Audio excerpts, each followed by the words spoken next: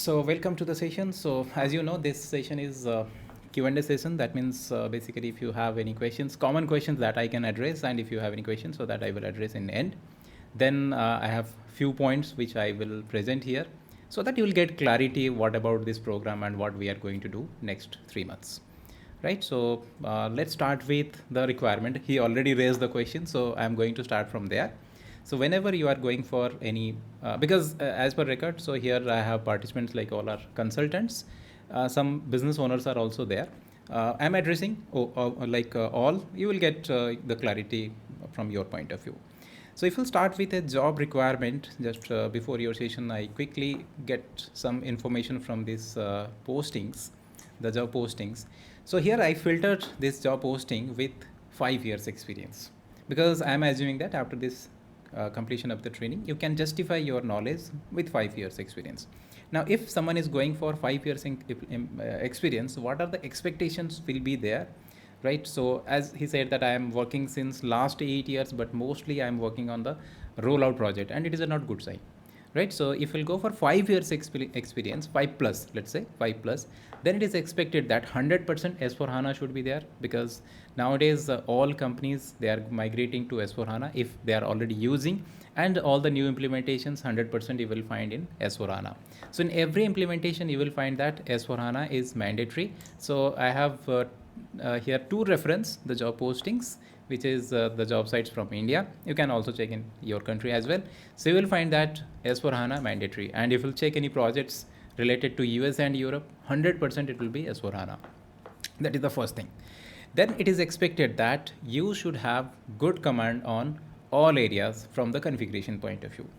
When you are working on ECC, so that time the product was designed from SAP point of view that multiple consultants are going to handle multiple skills. For example, let's say I'm finance consultant, but I don't have expertise in, let's say, controlling. So maybe on the basis of my FI skill, I will get some projects or I will get the job, because SAP is selling the license in that way in SAP ERP or the older version, that is your ECC one. Similarly, for example, let's say I have knowledge on finance, but in finance again I don't have much knowledge. Like mainly I'm working since last 2-3 years on only GL, AR, AP, those areas. I don't have expertise in asset accounting. I don't have expertise in any advanced areas. Or if I'm working in finance, I don't have knowledge on controlling. Let's say I have very basic idea, I never work on the product costing, because product costing is very vast, right? So product costing is not one topic, it's, you can say, one segment, right? Obviously it is applicable in manufacturing companies, but big companies only going for SAP implementation, right? So that's why when you are going to sell yourself or you are looking for the job, it is expected that you should have expertise in all area, particularly when you are going to show this much of experience, or when you are going to, you are looking for the job with 5-6 years experience. 5 years, 4-5 years, let's take the standard, because you are working on SAP on different profile, like as a consultant or as a support consultant, whatever. So next, when you are going to change the job, or if when you are going to take the project, so definitely you will try that I will go for the new implementations, or I am going to handle the migration independently, right? So that is what it is expected. So if you check this job requirement, you will find that you must have experience of minimum 2 implementations, 1 support project, that one required. Then you should have good understanding on all the business area, which we are going to see soon. So you should have the business understanding from receivable point of view. Okay, so SAP process related to AR, AP, as it is finance profile. So that is why like here requirement is AP, AR or asset. But when you are going for implementation, so that time you are going to test the complete process, which we will see, and I will show you a couple of process also in system, so that you will get more clarity on that. So every configuration, whatever we are going to do, so it should be supported with the business process. That means from the blueprint we are going to configure. So we are not just going to take any hypothetical scenario for the configuration point of view. So I will come to that point.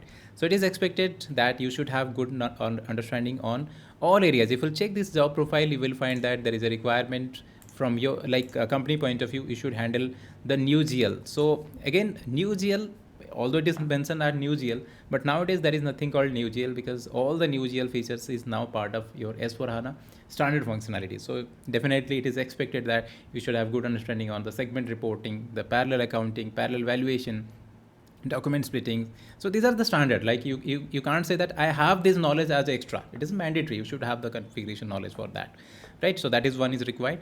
Then you will find that all the integrations, because integration is the core area in our S4 enterprise management or our normal S4 HANA ERP. Because without having the integration, like you can see here, this required integration. So all the modules are integrated with each other. So if you are not going to have the integration knowledge, then obviously your business process is not going to work. And today also at a very high level, we will try to understand how these integration functionalities are working. And right now, if you are working on different role also, you know that how the integration is very important. Even if you are right now working as an end user point of view also, you can see that when you are doing something from the logistic point of view, you are expecting or you are getting the accounting document or the CO document. So integration is our core area. As a finance consultant, when I'm saying finance, don't get confused that it is FI, CO will be separate.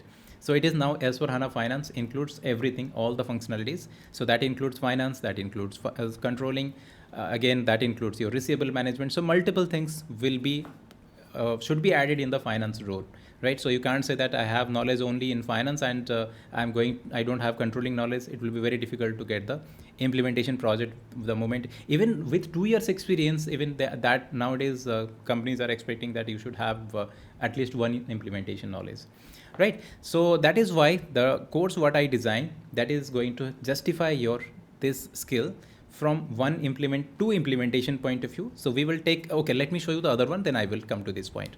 So this is, you got the requirement here, right? So it is one job posting from which company it is. So it is from, PwC, right? So Big Four. So this is one requirement. Then coming to another one. Now this one is little bit more experience. So you will find that it is approximately 4 to 9 years range. And now you can see here again some areas will be common, that integrations knowledge should be there, FICO, SD integrations, SD, PP, all these integrations. But in this case, you can see here, the more experience you are going to add, then it is required that you should have the knowledge on product costing, the knowledge on COPA, which nowadays we are saying margin analysis, right? Then the basic skills which you should have, that is your AR, AP, GL, right? So it is there, and some standard settings or standard requirements are there. So you take any profile, you will find this you must have the skill. So that is why I said that the course content, if you have checked in detail, you will find that what I have designed, the business process wise, it's not like we will not consider those as topic, rather we are going to consider those as different business process. We will see one by one different business process. And right now, if you are working as a consultant, it is good. But if right now you are working as a business user or process owner, core user, so in that case, you are very familiar with different business process. You are using the SAP applications. Only thing is you don't know the backend part. That configuration knowledge you don't have right now, right? If you are working as a consultant, then I'm expecting that some areas you have the knowledge. But for me, when I'm going to do the presentation, so we will start it from the scratch, but we will not waste the time on the basic areas which you are already familiar. So I hope you got some idea that when you are going to add some experience, what are the expectations from the employer point of view, it will be there. So that is why the training, what I design here, you will justify one end-to-end implementations. So end-to-end implementations means if you'll check this business document, the blueprint. Okay, so this blueprint, which you are going to start from the beginning, this one is designed by me. This is all the scenarios are real scenarios which I gathered from from my different projects, but the name and all, of course, those are the dummy data. In this business blueprint, you will find what are the solutions we will going to provide to the customer, or what the implementation we are going to provide. Just at high level, you try to get the idea here. In this business blueprint, we are going to cover the GL. Then we are going to handle related to, that time the requirement was AP. So that means vendor related stuff should be there. Customer should be there.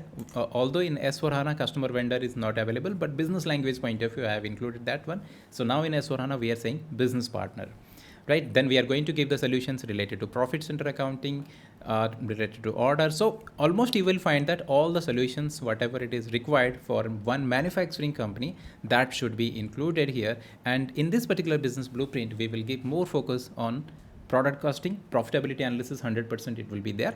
Plus we are also going to give the focus on the product costing, right? So not only the planned cost, the entire end-to-end process we are going to see here, which is more demanding, not only in like, if you'll right now if you'll check in US market, you will find good number of openings for only for product costing projects. Lot of companies that earlier they are not using material ledger, but now in S4 HANA material ledger huge demand. So that is why companies are going upgrading themselves for the product costing point of view, or actual costing they are upgrading. So you will get a lot of small projects also on these areas, product costing, actual costings, or material ledger.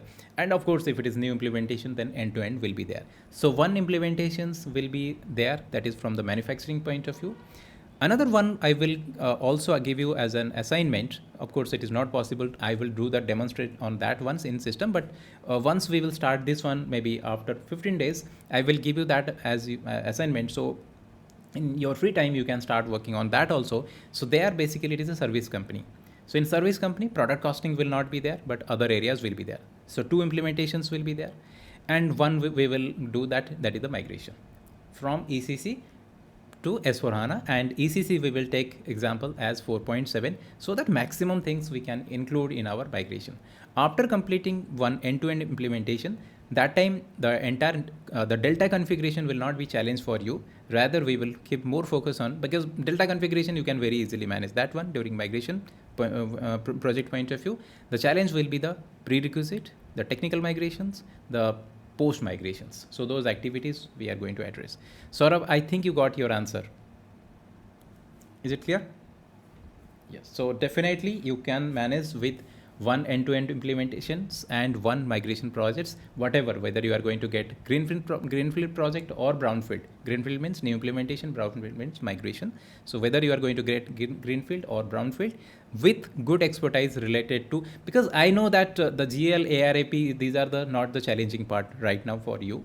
So that's why I'm giving more focus on those topics. Like, as I said, from finance point of view, you'll see you have seen that one, new GL, right? So that new GL is nothing but all the advanced features whatever earlier was there, because earlier in ECC most of the companies, even with the new GL features, they are working on the classic GL, they are working on the account approach. But now suddenly that is ledger approach introduced, or it is mandatory, because without that your asset accounting is not going to work. And in fact SAP is saying that this is not asset accounting, this is new asset accounting with parallel valuations. So that's why we will give more focus on the asset accounting, we will give more focus on the product costing. Entire controlling, you can say it is very, very important, because that is the real challenge where you are going to face in your interview, or when you are going to give the client interview. So these areas are going to create the problem. So I hope you got the idea what will be the agenda, or how we are going to proceed. Okay, so let's start. I already discussed this training is to whom it is suitable. Now let's see the business process.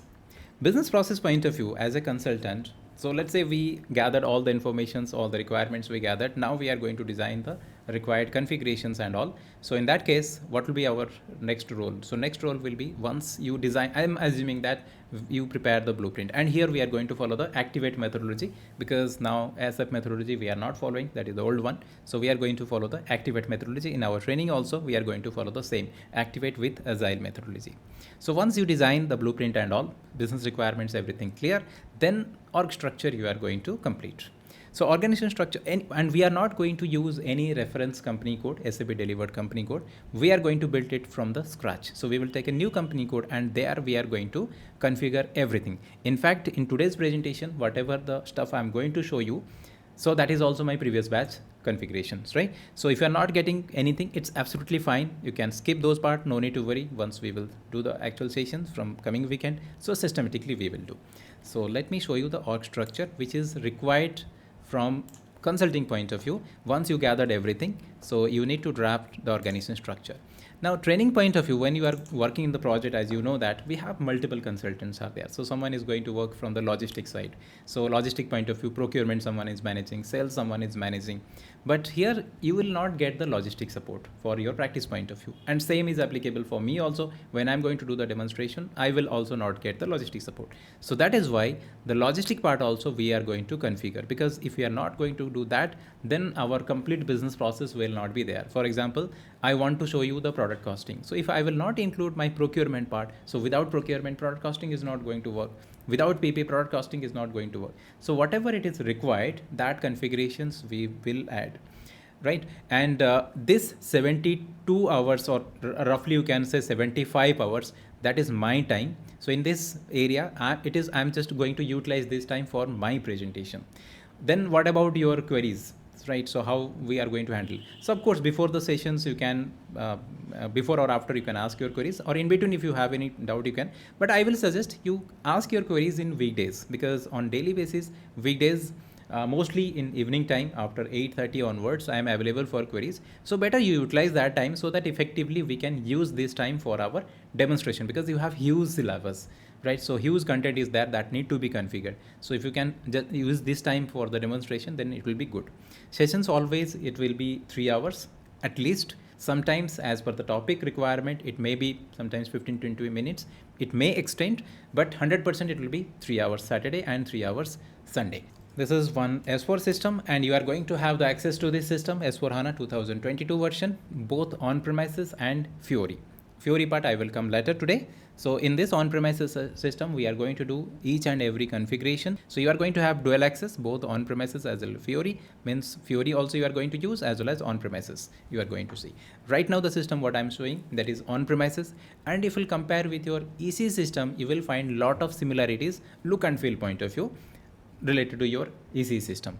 And comparison point of view, I do have also EC system, because every business process we will do a comparison with ECC. ECC we will not spend time on the configuration. So I have end-to-end configuration in one company code, it is there, and we will do the comparison. So why this comparison is required?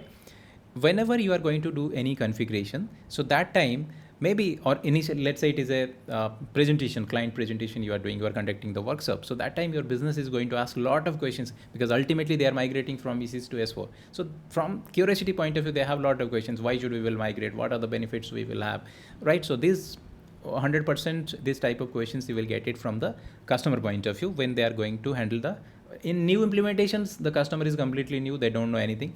But in case of migration, it is always good to have the comparisons. Will, if whenever you are going to do a presentation for your migration project, then 100% you should have the comparison. Plus, if you are going to change your job, or you are looking for a job change, so that time lot of questions you will get from your comparison point of view, ECC and S4 comparison. Now questions, maybe it will be there in general, what are the key areas, the changes between ECC and S4, so that will be there. Or topic wise, I mean business process wise changes. So what are the changes are there in asset accounting? What are the changes there in the receivable, payable? What changes related to profitability analysis? So that's why it is always good to have a complete comparison between your old product and in the new product. So when you will practice, keep a note on those comparison also. Okay, so this is our S4 system, and let's take here the organization structure which you are going to configure in future. Again, this configuration what I'm showing, it's already configured by previous batch configuration. I'm just showing your presentation point of view, but we will also configure it accordingly from scratch. Okay, now you can see here this organization structure, it is not related to finance. It is not related to only controlling, right? So it is related to end to end. So it includes finance, it includes your management accounting, which you are saying controlling. This includes your operating concern, right? So that is also there. And you can see here something combined COPA. Earlier, or right now, if you are working on ECC, you must familiar with the costing based COPA. Then in earlier versions in SAP S4 HANA, we got account based COPA.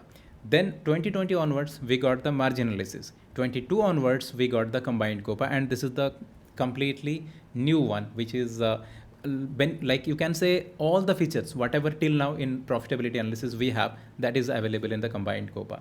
So always you should update with the new features when you are going for interview, or you are going for to present your customer. So combined COPA we are going to do. So when we will do the combined COPA, that means all the old things automatically it will be covered. That means the old part, that is your account margin analysis plus costing based COPA, and what are the new features are there in the margin in your combined COPA. So this one is not only related to finance, it is not related to sales, purchase. So everything should be included, because we are going to give the solutions to our customer, that ERP solution. So that's why I think everything should be there. So if you are going to configure half, let's say we just configured the finance part, then lot of things controlling point of view, it won't work, right? So until unless you will not configure, you will not get that clarity, you will not get that confidence. If you're not going to configure the logistic part, lot of business process are not going to work. So that's why maybe we'll get some extra work while doing the practice, but it is good to do the entire configurations. You have one option, you can copy it from any SAP standard company code, but again, if you're going to copy it, lot of configurations you are going to skip. You will not get that clarity when you are going to do the configurations, because you never configured that one. So that's why I will suggest, and I will do the same also, I will suggest that you do entire configuration, end-to-end configurations, so that you will feel confidence when you are going to present anything or when you are preparing for your interview, right? So organization structure done. Let's assume that we have configured the organization structure. So this organization structure will be our agenda for next weekend. That means coming weekend, we will understand the system architecture. Let me simultaneously open the course content. I hope you have checked this one. So next week, we are going to understand the new system, how this S4 system, how it is different from the old system, EC systems, what are the new things are there, technical point of view. Because this discussion is very important, because when you are going to handle the migration project, or when I will take the migration topic, that time it is very, very required. So that is why we will also spend good time, not only the functional part, technical part also we will understand. I'm not expecting that you should learn the programming and all, but at least as a techno-functional consultant, you should have good knowledge, at least standard knowledge on the technical side also. Once your requirements are very clear, you identified the gaps, then after that system configurations will be easy. So that's why understanding the client's requirement, understanding the gray areas, understanding the business requirement, it is very important before doing the system configuration. And this is how the Activate methodology is designed. Let's assume that it is also done. Then we are going to start with the system hands-on or the organization structure configuration. I have shown you in organization structure what we are going to do. So we are going to do the complete configuration. Once it is done, then we are going to start with the your business process. But business process configuration point of view, if you have configured in the EC system, you know that we have something global settings are there, right? Those are not related to a particular business function. That is applicable to all business areas, business functions. For example, you are defining the fiscal year. Fiscal year, you are not defining only for P2P or only for the R2R. That you are defining for entire process, both for finance as well as logistic. Because in logistic, when we are going to perform various transactions, that time also financial year is required. The period settings are required. So that's why those configurations we are going to do, which is earlier it was known as global setting. Now also it is known as your global settings. So there is no change, like your fiscal year settings, your posting keys, document types, then period settings, your field settings. So almost you can say 99% similar things will be there, which we will, just to complete our process, we will do the configuration. But migration point of view, those configurations are not required, migration project point of view. But as we will start with the greenfield implementation, so of course in our company code, we are going to do this configuration. If I will show you that one in the system. So this is one easy system, so which right now you are using in your current profile. So this one definitely you will have a different database, right? So in this case, you can see it is SQL database, and which version? So it is EHP 8 system. Now, if we'll compare this IMG, you will find it is almost similar to our S4 look and feel point of view. Of course, feature-wise difference will be there, but you can see here financial accounting and financial accounting new. So that means here the new GL is optional. So that time in that job profile it was mentioned that you should have the knowledge about the new GL. Whereas, okay, just check this one, financial accounting and financial accounting new. That means business if they are using this system, then they have the choice whether they are going for financial accounting new, means new GL enabled features they are going to use, where they are going to have better options like document splitting, parallel accounting, those things will be there. And otherwise they can continue with the classic financial accounting, which is nothing but your the old features. It is similar to your 4.7, 4.6 system. Whereas, so you got it. Now if we will go to S4 system, now in S4 system, you don't have that financial accounting and financial accounting new. It means here the new GL features are mandatory. So that's why I said that nowadays you can't say that I have the knowledge of new GL. New GL is by default it will be there, because we are not going to work on the old account approach anymore. So we are going to work on the ledger approach. So on the basis of your FI settings, you will configure your asset accounting, because how you have configured your ledger settings, in the same way you are going to configure, or it has close impact on your asset accounting. It has close impact on your material ledger, close impact on your profitability analysis. So that's why this area is very, very important, particularly the ledger settings. But before that, just check here. You will find two nodes here. One, the standard nodes, you will find the FI, then CO, then other areas like your production and all. Also, you can see one more node is available, that is conversion of accounting to S4 HANA. Now, if it is new implementation, then you are going to configure the normal way. If it is migration, then this configuration or these nodes are not applicable because already business is using this SAP system, although in ECC or in the old database. Now they want to upgrade to S4. So both your conversion, migration and conversion, both the things will be there. Migration and conversions are not same. Migration means it is the technical migration, database migration, and when we are saying conversion, that is the upgradation of the application. So we are going to work on these areas. So when I will take the migration topics or migration sessions, so that time in these areas we are going to configure. So this migration approach will be completely different from a new implementation. So this is migration, delta migration, then data migration, then after that post migration. But before that, we have also a lot of work in our old system, because it's not like the system will be ready for you and you will just go and you will upgrade the system.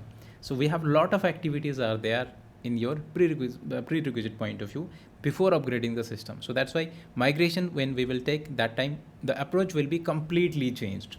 And when we are going to take the new implementation or rise with SAP, that approach will be different.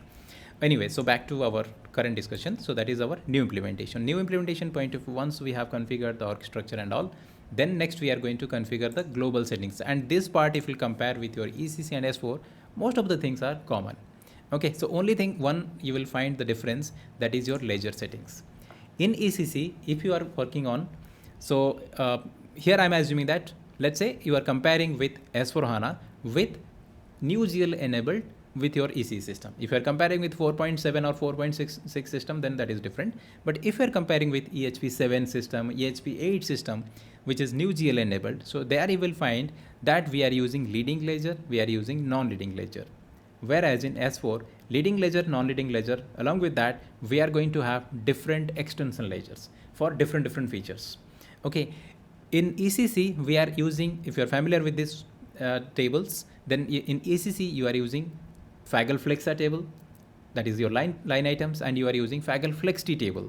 Whereas in S4, anything we are going to configure here in related to these ledgers, or in fact any business process which is there from the finance point of view, so everything will be part of your AC docket table or universal journal. So universal journal is not one term or it is not one concept. The entire business process related to finance, everything will be part of your universal journal or AC docket table. So if I will show you this screen, you will find in S4 and in ECC 100% changes will be there.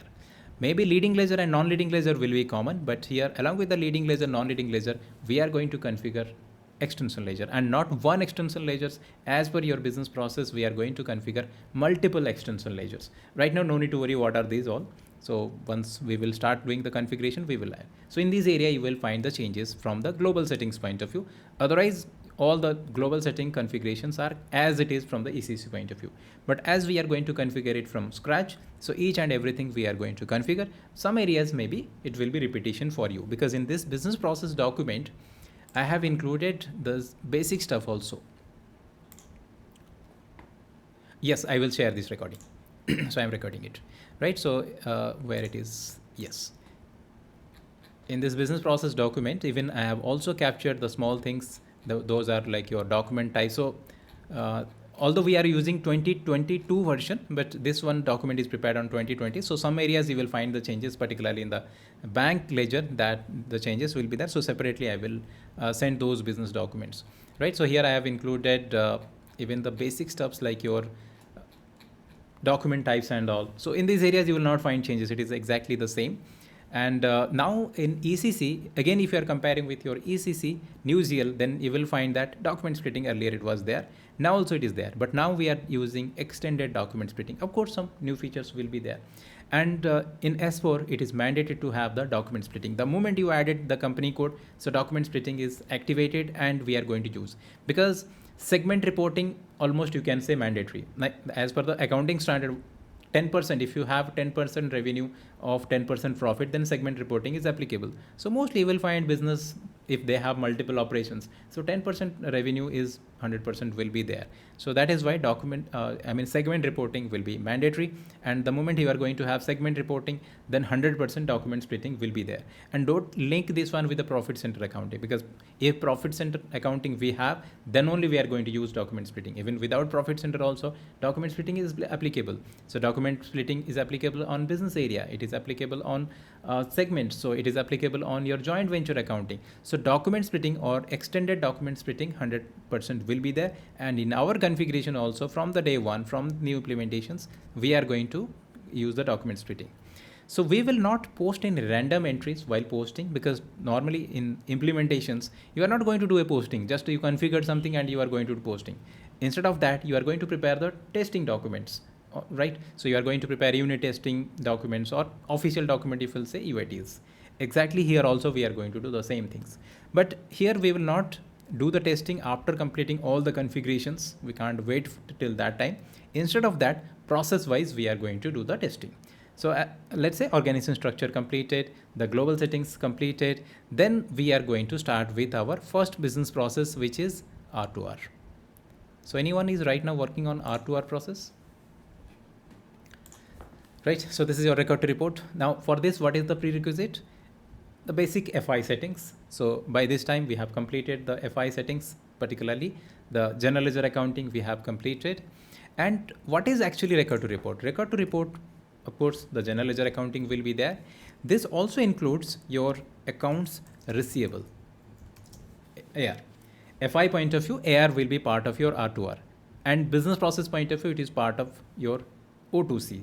But if I am the FI team, I am from FI team, then in that case, my area of I am going to work from the receivable. So that means I am not going to create the sales order. I am not going to do any delivery document. I am not going to do the invoice, but I am going to analyze the invoice, because on that basis we are going to do the collection. So that's why R2R includes your accounts receivable.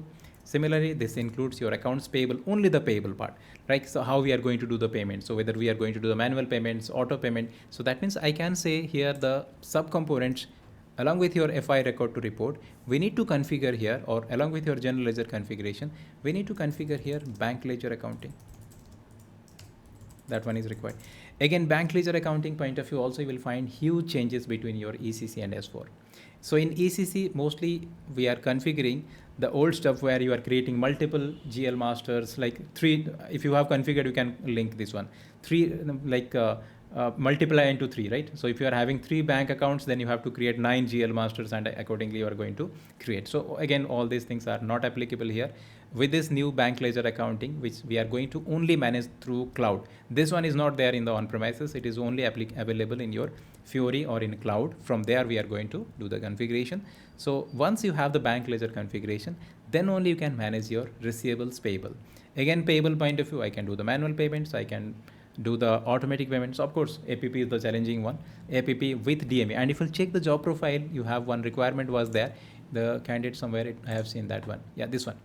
Bank accounting including DME. Because without DME configurations, APP is not possible. You are not going to send your files manually to the bank. So it should be extracted from system, and that need to be communicated to the bank, right? So that's why DME configuration should be 100%. It is there. Okay, so your R2R, if we'll say what we are going to configure from the R2R point of view, in R2R, you are basically going to define what are the different accounting standards we are going to configure. Let's run the report.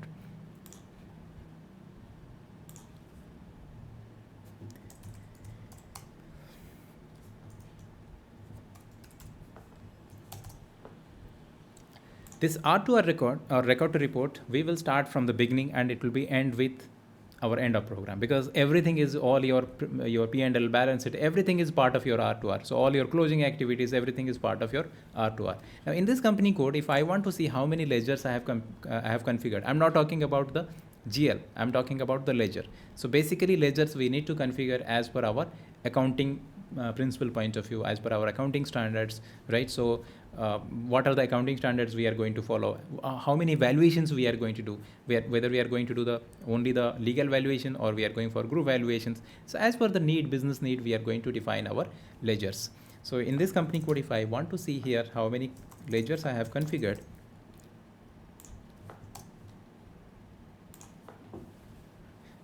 4 different ledgers I have configured, right? So with different accounting principle. I know this one I have configured. This is our leading ledger. Now this leading ledger concept, both ECC and S4, it is same. But yes, if we are going to compare with the classic one, let's say your customer is currently working on 4.7 system or 4.6 system where they are working on the account approach, then this is a new concept for business.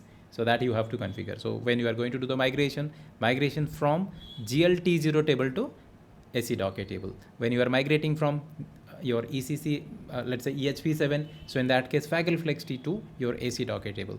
So migration point of view, I will take very old system, that is 4.7, so that maximum things will be included, because if I will take the EHP7 system, so that is also partially a lot of features are available, EHP6 or EHP8 system. Right, so here I have configured 4 ledgers. So out of these 4 ledgers, just for your reference, leading ledger 0L, that is our primary ledgers, default ledger, anything you can say. This is linked with one accounting principle, IFRS, I know. Then N1 is my non-leading ledger. Again, non-leading ledger concept is there in ECC2, whether business is using or not, but it is there. Then this N2 and N3 ledgers are my extension ledger. I was talking about extension ledgers. So for a specific business process, we are going to configure the extension ledgers also. So extension ledgers means it is extension. Here we have the concept of standard ledgers and extension ledgers. So that concept is not there in your old system. So here you can see this ledger type, right? So standard ledger or extension ledger. So all these things we are going to configure in the beginning itself, because on the basis of this configuration, as I said, your other areas are going to work, right? So how you have configured the ledger, on that basis your asset accounting is going to work, your material ledger is going to work, your valuations are going to work. For example, if you are going to do intercompany transactions, that again depends on these settings. If you are going to do the stock transfer, that again depends on these settings, because we are going to do a group valuation. So everything is directly or indirectly connected with your R2R or with your ledger settings. So when you are going to post any document, suppose let's say I am the user and I am going to post a document with a B50L, suppose. That is again the part of your R2R, so the posting of the documents. But when you are going to add the cost object, let's say posting of the document, and again I added the cost center. That cost center is not part of R2R, so that is part of your cost of production calculation. So basically here in R2R, what we are going to do, let me show you the course content. So these are the global settings. This is not your business process R2R. This is general settings. After that, these are the areas related to your business process related to R2R. So basically here we are going to define how we are going to manage with currencies, the ledgers I already explained, document splitting, the your segment reporting, right? So FICO reconciliation, that is something new here in S4. So all these things we are going to configure, or we are going to explore here from the business process point of view related to R2R. So it will the starting of business process, and in end we are going to close it, because when you are going to do the reconciliation, that is part of your R2R. When we are going to managing our balances, that is also related to R2R. Any question on this or up to this? Any question? Please go ahead if you have any question up to this. Next, coming to business process related to P2P. I'm sure you must be familiar with this one. Now, P2P point of view, the prerequisite, if you'll see what are the configurations required here. Definitely you must have the configuration related to FI. FI means the ledger configuration and all. Just now I explained, so those must be completed before this. After that, you should have the procurement configuration, which is related to logistic configuration. Then only we can going to, and I will show you some documents also. I'm going to post some documents so that you will get the idea. So FI configuration should be there. Then your procurement configuration should be there, which is related to logistic. Again, it is not your area, but training point of view, we will do that. Then after that, FIMM integration. When I'm saying FIMM integration, don't specify FIMM integration only related to P2P, because whenever you are going to use inventory, so that time FIMM integration is required. For example, let's say we are going to issue the goods against our production order. Now that is not your procurement. That is, but again, there are also FIMM integration is applicable. So FIMM integration, again, very vast area.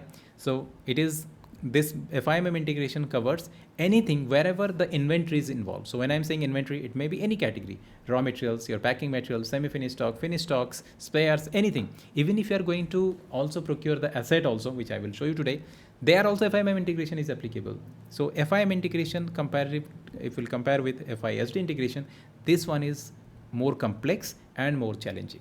That one is required, FIMM integration, right? Then business partner configuration.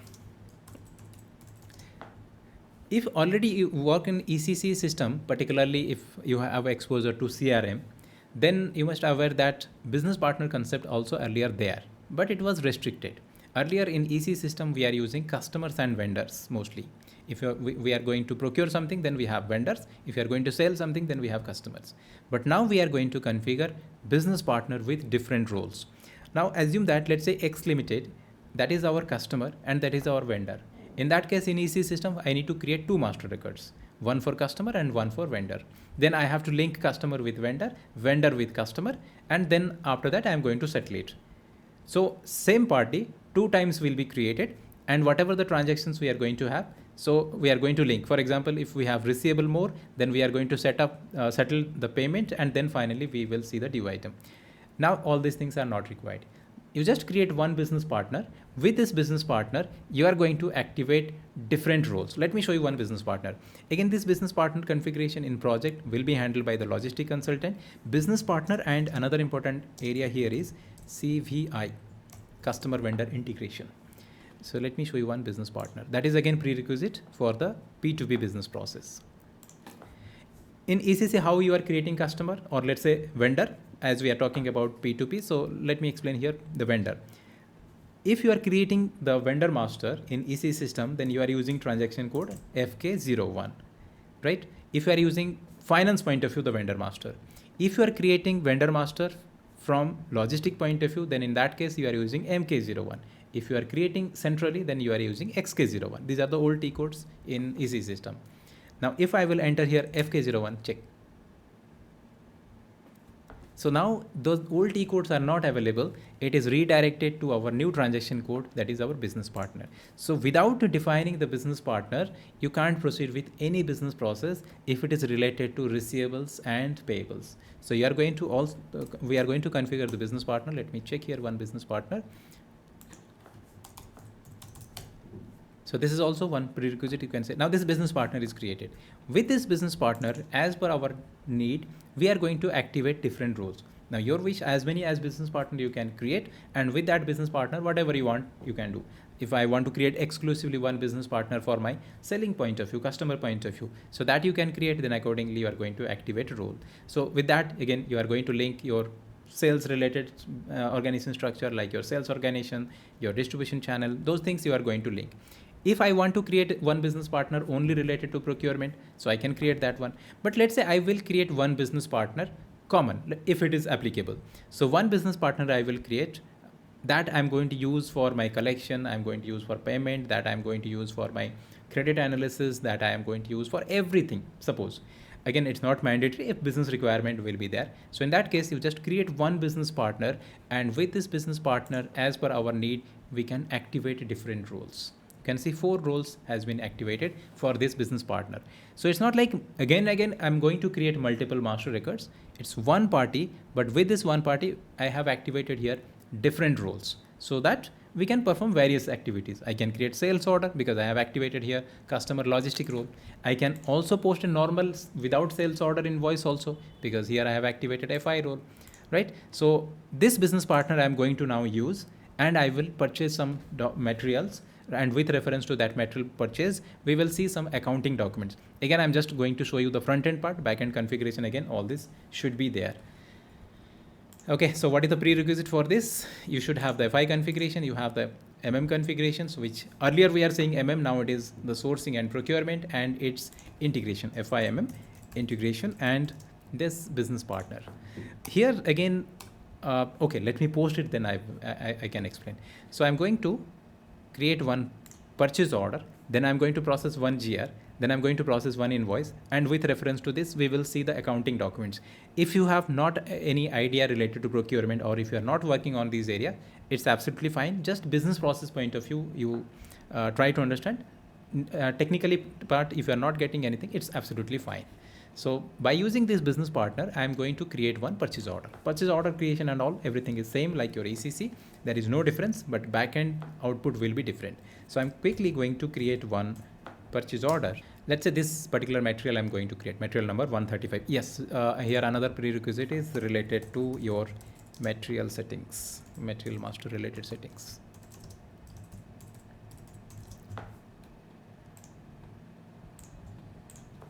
So now I'm creating one purchase order by using the configured data, whatever it is configured by the consultant, and I'm going to create one purchase order.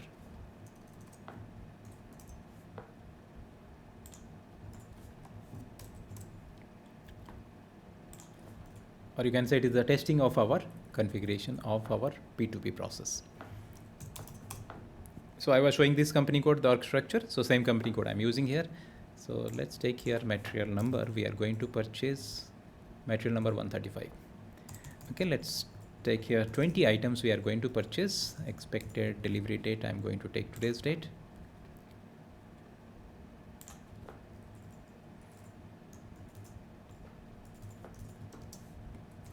This is group.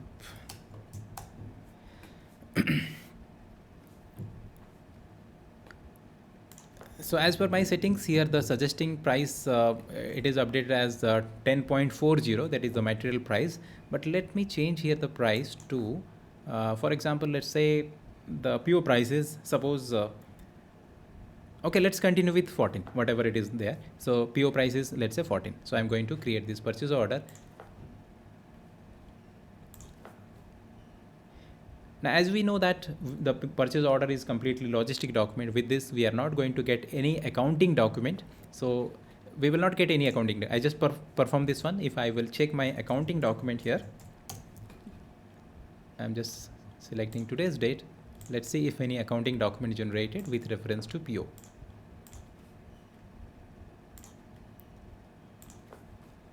No, right? So that means up to this, there is no use of integration. Next, I'm going to process MIGO. That is my GR document.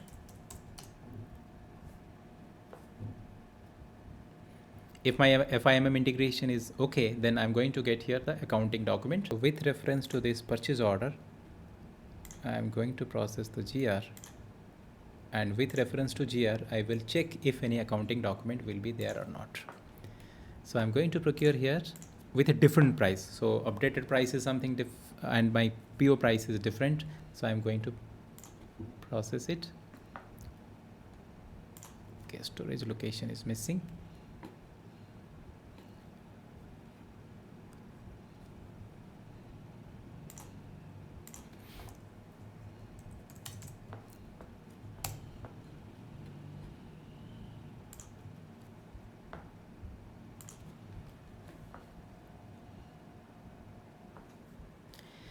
Right, being logistic user, I perform my GR and here I am expecting the accounting document, and we know the accounting document is the inventory is going to debit and GRIR account is going to credit. Now let's verify the accounting document is posted or not. So with the same date range, I am going to check. You can see the accounting documents are generated. That means my FIMM configuration is perfectly working related to the procurement, particularly related to GR. Now with this, not only we are going to check, or the business process point of view, it's not only related to GR. As here, the price difference is there. So because of the price difference, it is also going to hit your cost because your purchase price is now more than whatever your update price. So that is purchase price difference is there. This purchase price difference, we are going to transfer to your external reporting and your internal reporting. That means purchase price you are going to transfer to your P&L account, as well as it is going to transfer to the COPA also, right? So let's verify it. Now, if you check this accounting document, you can see here the price is updated. Okay, so this inventory account debited, the GR account credited, and you can see one amount is updated here, 72. Now, as per your requirement, as per your configuration, you are going to get multiple outputs here. One is, this is my FI data. That is my FIMM integration. Plus this difference, I'm also going to check in my material ledger. That is also another business function we have. The inventory valuation point of view. This one is your inventory reporting. So we have two concepts. One is your inventory reporting, another one is inventory valuation. Inventory reporting is something not new. In ECC also we have exactly the same features or same functionalities are there. Whereas S4 HANA material ledger is mandatory with some new features. Now we want to evaluate our inventory. That information I want to see. I'm showing just the material ledger report, but again, detailed configuration is required. So I'm going to check here this report and what inventory I procured here. Today I procured the inventory 143, I guess. Yeah, sorry, 135. So here some other transactions are there. As I said, it is my old batch configuration data, but particularly we will check this price difference, which is reported here in the finance. This 72 rupees, this one I want to see in my material ledger report related to that particular GR, because price was different, like in PO price is different, and we purchased the inventory, or in fact GR, we processed the GR with a different price, more price. Now you can see here the difference price should be there related to our inventory. Okay, so what is that amount? 72, price difference account 72. Now check here, 135, 20 units. Which one I processed there? Just a second. Any different material updated or what?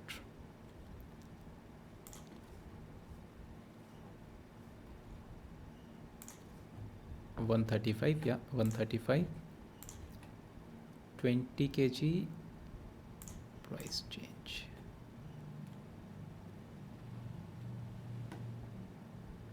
Oh, sorry, I was there in the wrong option. Now you can see in receipt, check GR. So 20 kg we have received, 20 units, 20 kg we have received. So this is my inventory value, and you can see 72. Now this one is your normal GL reporting, not this one. This one is your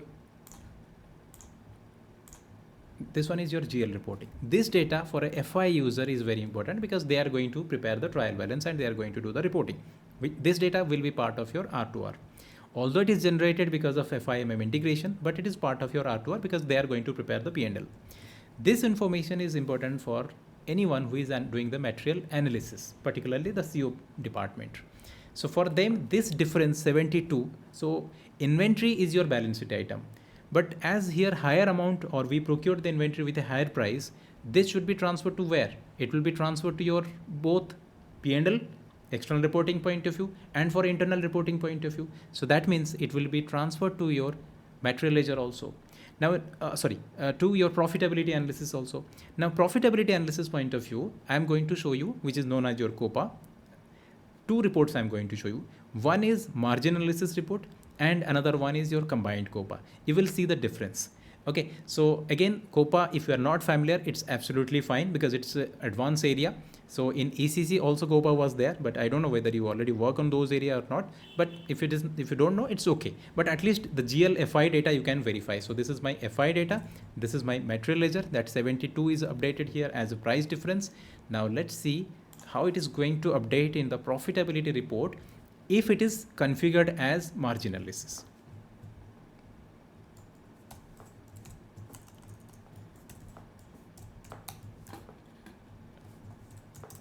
So here in organization structure, operating concern should be there. So that is the highest node, and that we have configured, but I will select here the margin analysis. Now check. Earlier it was costing based COPA, then we got the account based COPA. Account based COPA replaced with margin analysis from 2020 onwards, and 22 onwards we have the combined COPA. Now let's see. So I will run this with company code. So one transaction, multiple areas we are getting the output. Sorry, company code is Z600.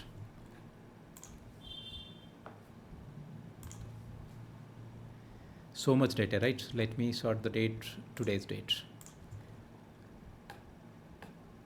All data is coming.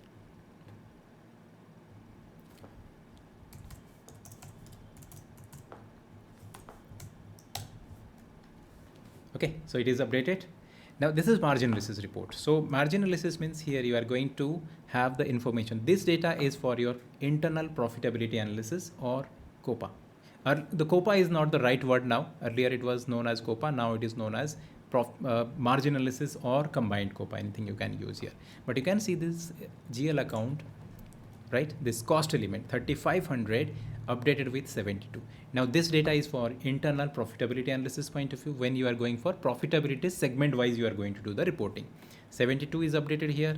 Material ledger point of view, 72 is updated here, and finance point of view, it is updated here. if you are using combined COPA. Now, what is the problem here? Problem is here if, I mean, it's not problem, it is the new feature, but here I can see only the characteristics informations. So these are my characteristics. But let's say business want to see, because for a long period, for let's say 10 years, since 10 years, they are using costing based COPA. Now they are not feeling comfortable because here value fields are not there, because traditional way they are using value fields. Now with this margin analysis, only characteristics informations are there and GL data is there. Now they want both the information should be there. Accounting information should be there, plus the value field information should be there for better reporting point of view. Because some users or maybe some stakeholders, they only understand the information in value field, right? So in that case, combined COPA is helpful. Now I'm going to show you same information in a different way.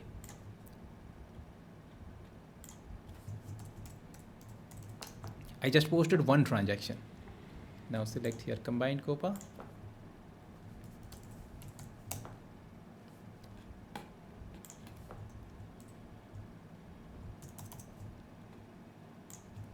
Let me take today's date, otherwise old data will be there.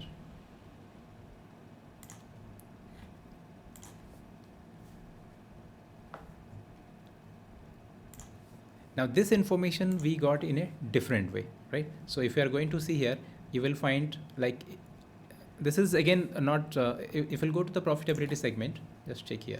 I'm getting here the similar type of information. So same characteristics are there, right? So this is again not full-fledged information, so I'm not getting. Now I'm going to show you the final one, which you will find the more advanced one.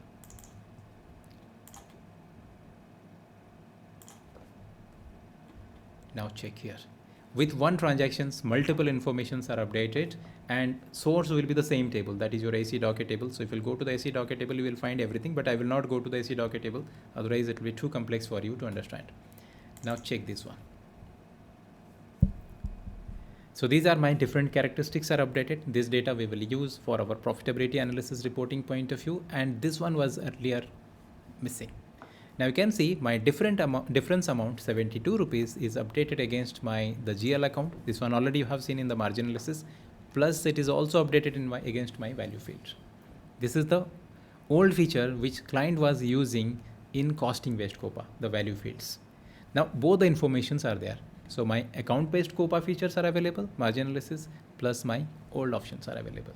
So this is the most advanced one for your combined COPA, for your profitability analysis point of view in form of combined COPA.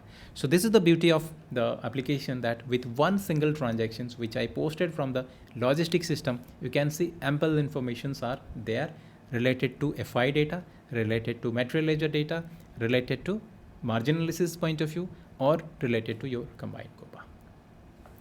Okay, so let me post the invoice, then we can close these particular transactions. Now I'm going to post the invoice, and let me do one thing. Last one I posted with 14. Let's say we negotiated with the vendor.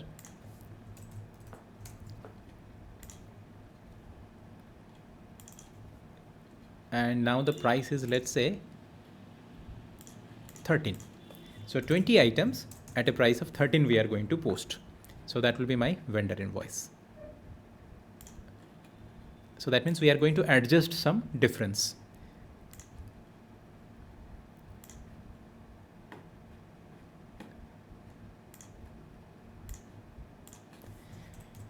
Now one more transaction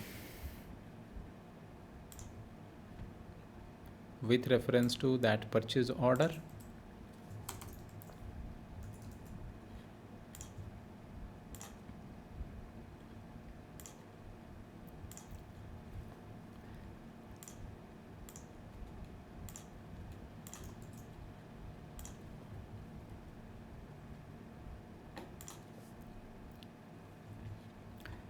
Now this one is 280 amount is coming. So 20 items at a price of 14, because PO price was 14. But as we negotiated with the vendor, so now what should be the price? So it should be 13 into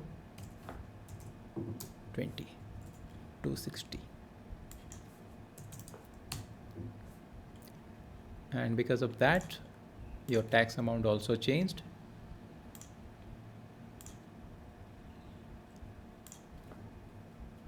So 273 payable amount.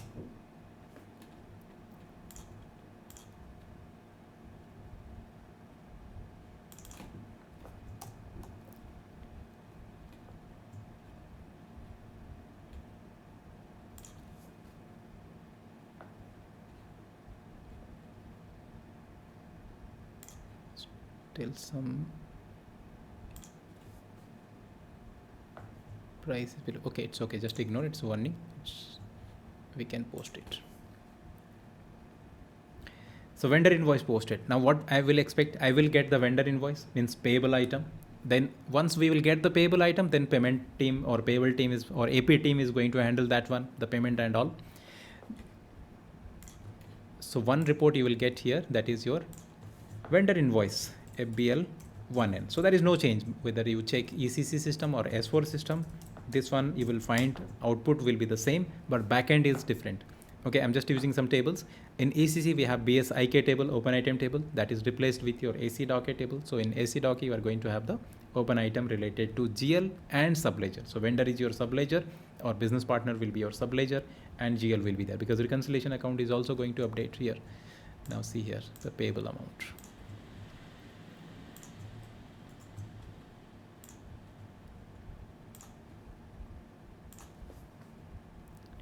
Okay, so this is my payable item. So this particular business partner or this particular vendor payable amount is 273, which I just posted. And not only that, if I will run my GL report also, last time what was your price difference? 72 debit plus item. Now I'm going to refresh it.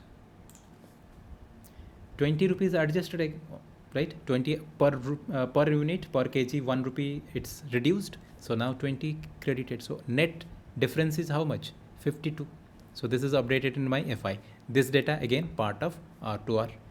This payable, it is part of AP, vendor payment. So concern team is going to do that.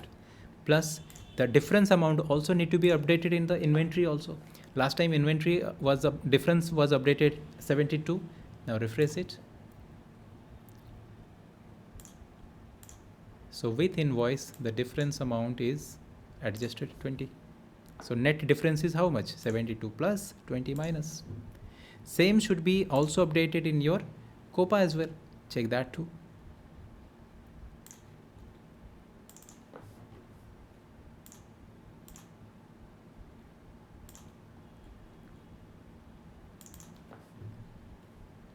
Characteristics and your difference amount need to be adjusted.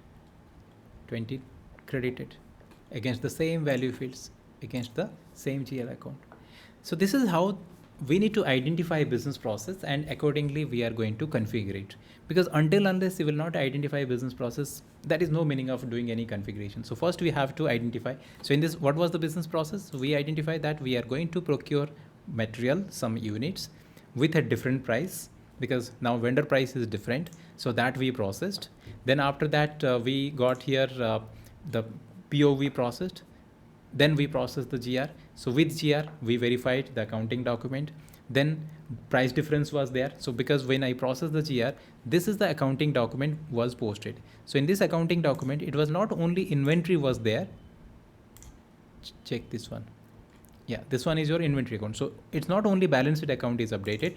We have also the other accounting entries are available, right? So here raw material was debited, GRR credited, and some difference amount was reported. Now this difference is not your balance sheet item. This is your P&L item. And if you are using profitability analysis, then this difference also need to be reported. If you are using material ledger, then this report inventory also need to be evaluated accordingly. So once you identify your business requirement, then after that we are going to do the configuration. If configuration is okay, then we will do the testing. Of course, here I just posted the document, but when we will do the proper testing, so we will prepare the UAT, and after that we will do the testing. If your expected result, what we are expecting, your actual result, what we are expecting is same, then we can say everything is perfect. So this is how in every business process we are going to proceed. Any question on this? Any question? Is it clear? The recent business process, what I shared, is it clear? Anyone is right now working on AP or P2P?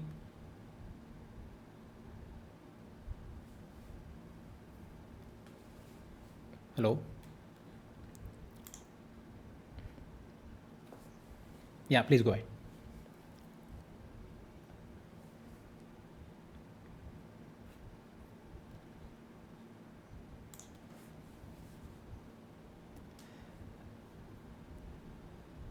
As I said, it's just an overview session today. So I'm just exploring or I'm showing some business process. When we will configure in systematic way. In fact, whatever the presentation I'm doing, these are configured in the previous batch. So when we will do the configuration, each and every step we need to configure in the session only we will configure. So basically here, if you'll not do the integration part, or let's say you have not if let's say you just skip here logistic part completely, then how you will explore the this integration part? So integration will not work for you, right? In project, logistic consultant is going to handle that one. But when we are saying that we have expertise of end to end, so that means each and everything you need to configure. Then only you will feel the confident, because what I am expecting the same accounting documents, CO documents, or all areas I'm getting. So that's why systematically once you will configure, you will get that one. And for today's presentation, don't worry, it is just overview. Yeah, Saurav, you are asking something. Hello.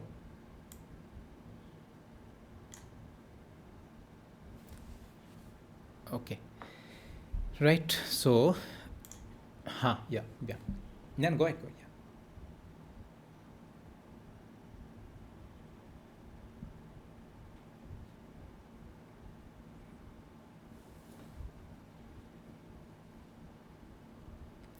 No, my presentation system will be different, but no need to worry. Your system I can access. So if you have some issues, you just post in the group, like this is the issues I'm getting, and just post the queries. I mean, the error message, so I can check that one.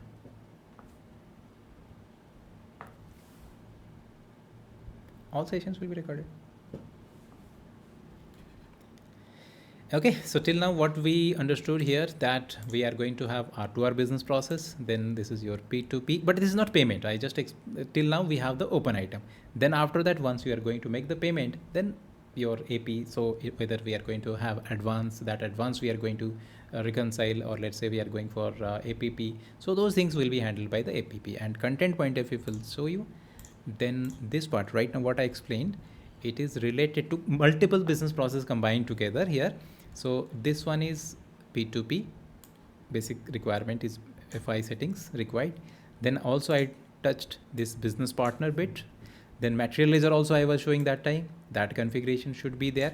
Again, material ledger is not related to procurement. Wherever inventory will be involved, material ledger also will be there. So for example, let's say it's manufacturing, production. So that time also material ledger will be there, right? Then we have the price variance also we have seen, that also we have checked in the COPA configurations, right? So this invoice we got here, then after that, the payment. Similarly, let's see the opposite part, that is sales. So I'm going to create one sales order, then I will process one outbound delivery, then we will see the customer invoice, and with reference to that, we will do a cost and revenue analysis also. But before cost selling price, I mean the sales process, what we should have, cost of production calculation. So the next business process, what we are going to do after this procurement, so the next will be not sales, this will next will be your cost calculation. Anyone so far work on this product costing earlier, even in ECC also,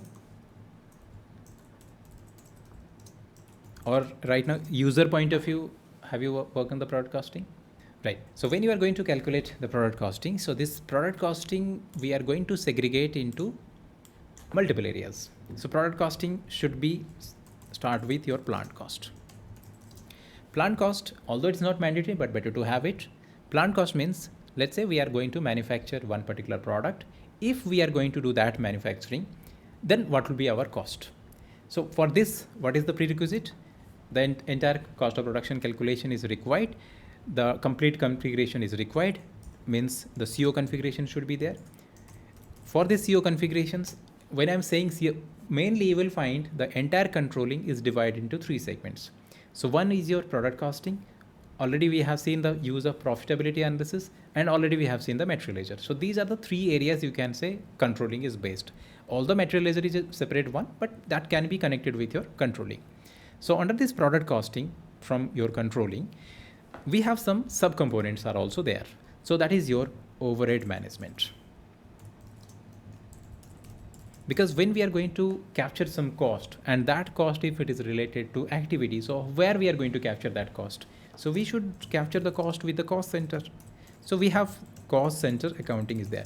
Now independently, cost center accounting is not controlling. It is one component of your to capture the cost. So cost center can be anything. So it may be any production unit, it may be any let's say packing unit, it may be any admin, like admin office you can say, it may be any sales office, anything can be your cost center where initially we are going to capture the cost. Whenever any FI transaction will be posted, for example, let's say we are paying salary.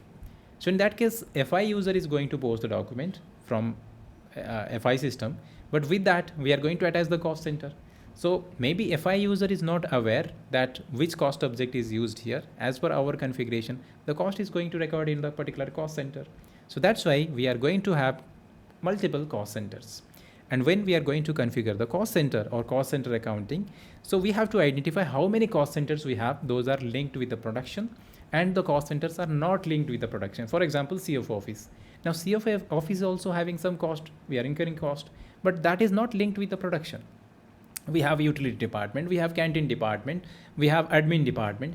So multiple cost centers will be there, but all cost centers are not linked with your production. So that is why after capturing the cost, we are going to do the direct and indirect cost, primary and secondary cost allocations. Primary cost allocation. Here also again ECC and S4 point of view, drastic changes are there. Particularly this cost allocations and all, and FICO reconciliation is also applicable. So primary cost allocation and secondary cost allocation, because in ECC, anyone if you're working, you can link, in ECC secondary cost elements are not part of your chart of account, whereas in S4 secondary cost elements are also part of chart of account.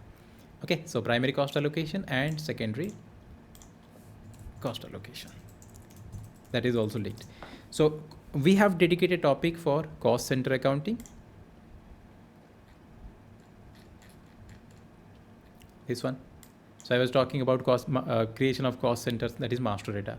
Different activities we are going to have. Let's say we are doing some machinery activities, we are some labor activities are there, some set of activities, various type of activities will be there when the manufacturing will be there. So those things also we are going to define under this cost center accounting.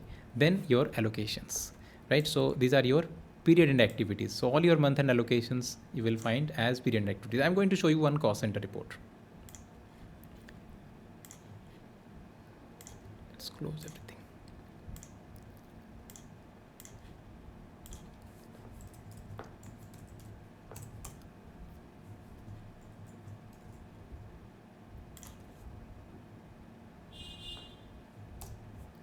This will be a bit tricky if you never work on these areas. Just try to understand it. So here you can see one cost center I have, utility cost center. This month, whatever the cost we have recorded, that we are going to capture it here. In fact, in this cost center directly, I have not posted any cost, right? So here you will find that all cost, whatever it is recorded. In fact, this cost center is now 0 because this cost also allocated to somewhere else. So if I will add here the date,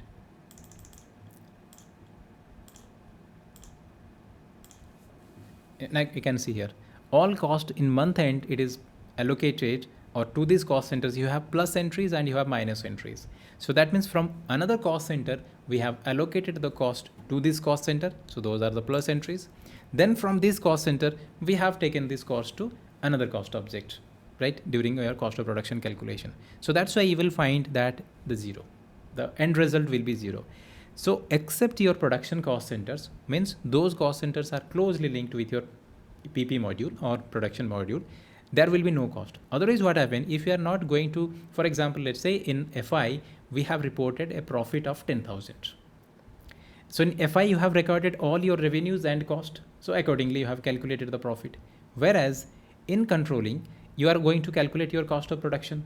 When you are going to calculate the cost of production, you are going to consider here the cost related to material, related to your conversion cost or various activities, and you are going to consider here overhead. Now let's say we have captured some cost related to this utility department, related to your admin department. Those costs we ignored as it is not related to cost of production calculation because it is not related to manufacturing.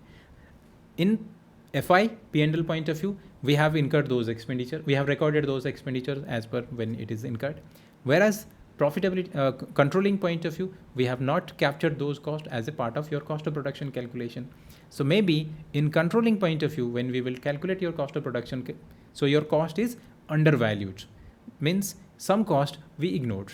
So that is why in month end, all your cost we need to transfer to your production cost centers. So that is why here, if I will show you all cost centers which are there in my list. So basically cost center accounting we are using for cost of production calculation.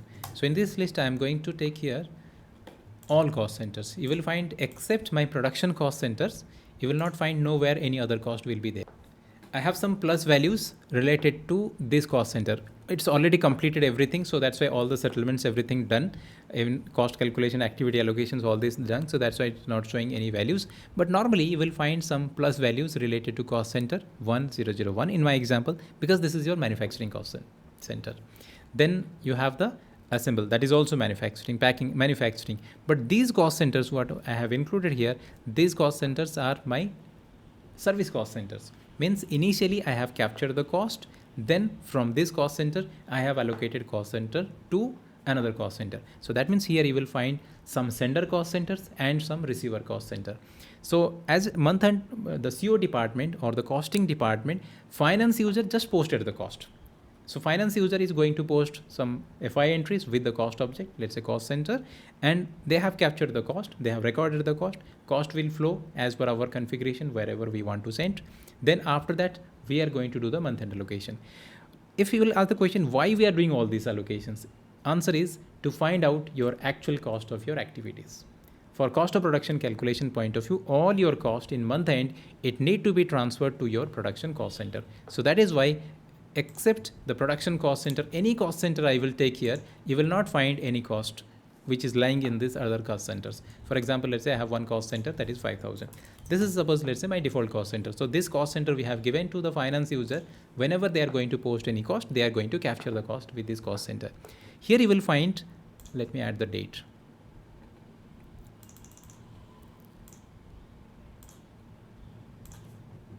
Wherever you will find any month, middle of the month date, right? So this is plus entries. That means, and if I will try to here get my source document, just check the source document. This is my finance document. So this finance transaction was posted by the finance user, and by default, all cost we have recorded to the cost center. Then wherever you will find the minus entries, you will find that month end date. So from this cost center, I have allocated. User will not do any manual allocation. User is just going to run the program, and automatically, as per our configuration, all cost we need to transfer wherever we want to take for the cost of production calculations. So this is very critical area. Cost center accounting, managing cost center is it's easy.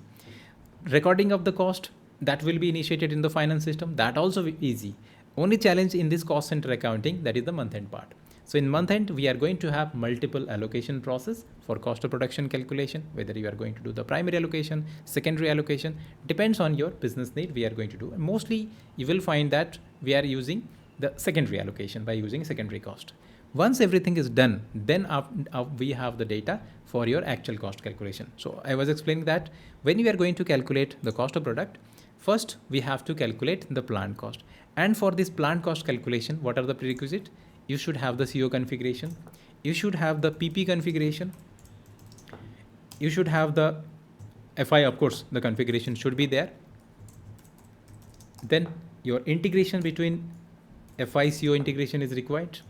CO PP integration is required. Then only we can calculate the plant cost. Let me show you the plant cost for our product in this particular controlling area.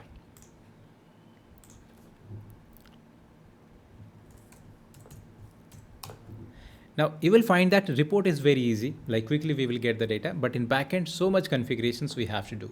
So I need to check the finished stock. Now it is business process related to product costing.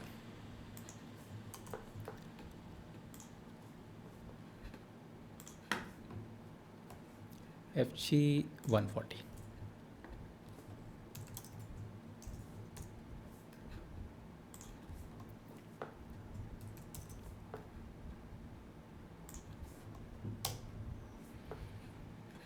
Okay, and 100% in every profile you will find the product costing should be there. You can see here, check this profile.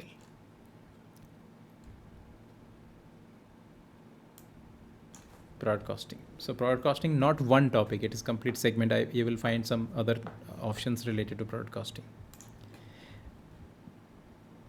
Now this is my plant cost.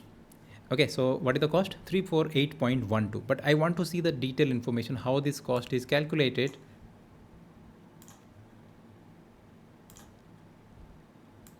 Now this data right now, just try to get at high level. This data, what we calculated or how system it's calculated, it's already calculated. When it is calculated, if you check the history, it was calculated in the from first period. I'm using April to March for this presentation. So on first period, that is in April, it was calculated, because plant cost you are going to calculate in advance. Before commercial production, you are going to calculate. So this plant cost we have calculated for budgeting purpose, for analysis purpose. That means if we are going to manufacture this particular product this year, then this will be our cost. And this includes various information. Here you will find the data related to whatever the materials we have used here. So these are all your master records related to material. So this is my finished stock, 140. In this cost calculation process, we have used semi-finished stock also. That calculation you can see here. We have included another material, 136 packing material. We have used 135, just this material we are procuring that time, 142. So multiple module informations are available here, or integrations are available here. For user, it is couple of seconds activity, cost run. But in backend, you need to configure all these areas, then it is going to work, or we are going to have this information, right? So here PP configuration is required, CO configuration is required, configuration is required, and all its integration is required. Then only you are going to have this cost. Once you have calculated the plant cost, then after that, every month we are going to start the manufacturing. So manufacturing point of view, again, some more cost calculations will be there. When we are going to calculate the plant cost? Before commercial production. Let's say we have calculated the plant cost. After that, we are going to calculate, he was saying something that we are going to calculate the cost with reference to sales order. You can calculate the cost with reference to sales order, that is make to orders. If you are going to calculate the cost with reference to production order, that is make to stock. So one cost object should be there. With reference to that particular cost object, we are going to calculate the cost. In this case, it's a general calculation. So if we are going to calculate, if we are going to manufacture, then what will be the product, what is the product cost? Okay, in this case, it's not real data. Right now, whatever the data I was showing, it is not real data, because before commercial production, we have calculated this cost. On the basis of historical data, we have calculated the cost. But once the transactions posted, we have manufacturing started, so right. So in that case, with reference to cost object, we are going to calculate the cost. That is known as your cost object controlling. So the next segment will be our cost of production calculation, right? You must be wondering, we are talking about FI, now suddenly controlling. As I said, in S4, there is nothing called FI or CO. So it's finance. So every business process is part of finance, and accordingly, you are going to configure and you are going to do the deliveries to the business, right? So this will be your, just now what I have shown you. So that is related to your product cost planning, which you need to configure in advance before commercial production. Now, training point of view, maybe we will configure this one in the month of May, but technically it should be configured in the first period. If you are following calendar, then it should be configured maybe sometime in the December before your commercial production. If you are following April to March, then it should be configured in the month of February, or maybe in the month of March, right? So in advance, it should be calculated. Once we calculate it, and then after that we procure the material, we have actual cost we have recorded in the finance. So a lot of things we are going to do. Then after that, we are going to have the production order.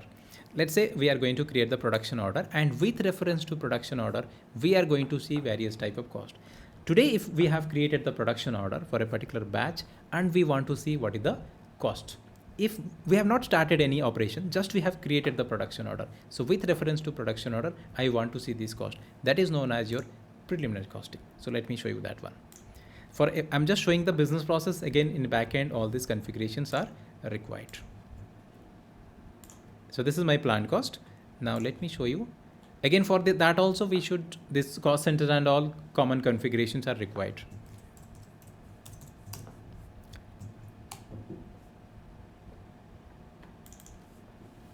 Okay, so in this, assume that in this particular batch we are manufacturing 3 items. Okay, and with reference to this particular production order, I want to see the cost. I want to see the cost analysis. Now, this activity will be handled by the PP department, but again, all the configuration should be there.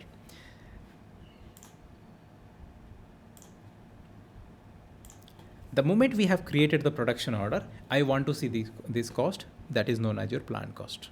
This one, this first column. The moment we created the production order, with reference to that production order, we want to see this cost. After that, we started the movement. That means we consume the material, what we have procured.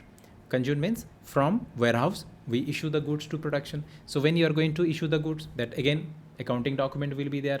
Then you have the internal CO documents will be there, because with reference to production order, you are going to consume the material. Then activity also we are going to have, activity allocations will be there, right? Some activities you have not yet fully calculated, but on the basis of whatever your cost you have calculated, on that base activity allocations will be there. You can see these are the activities, this 8003, 8004, these are the activities. So some activities cost we have calculated. So that time we are going to, that I can't show you because this production order is already completed. So that cost is known as simultaneous cost, because that time, like for example, today we have created the production order and tomorrow we are going to confirm the production order. So we are going to consume the material, quantities we consumed, the cost we have captured. Then we have also initiated the operation. So activity cost related also we captured. But as in the mid of the month we are calculating this cost, so activity related actual price is not yet calculated. So that's why we are going to calculate. I know it's a bit difficult, until unless you have not configured, you will not get clarity. Just get the idea. So we are going to have the simultaneous cost. So first preliminary cost will be calculated, and after that the simultaneous cost will be calculated. Simultaneous cost will be calculated with reference to the production order confirmation. And when we are going to perform these activities, you are going to have automatically the integrated documents will be there. Now let's see, I'm just showing here the document, at least this document part you can understand. Okay, so here some activities confirmed, right? So with reference to that activity confirmation, let's see what are the documents are generated. So I can see some activity cost, although it is reevaluated. So I want to see when it was confirmed. 14th April. Now let's see on 14th April if any accounting documents are there or not.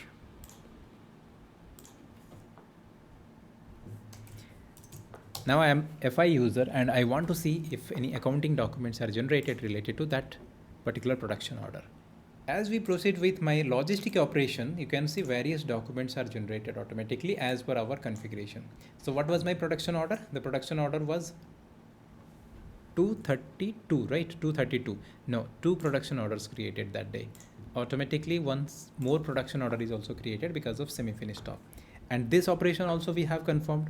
As a result, we have this accounting documents generated. So this is my first production order created.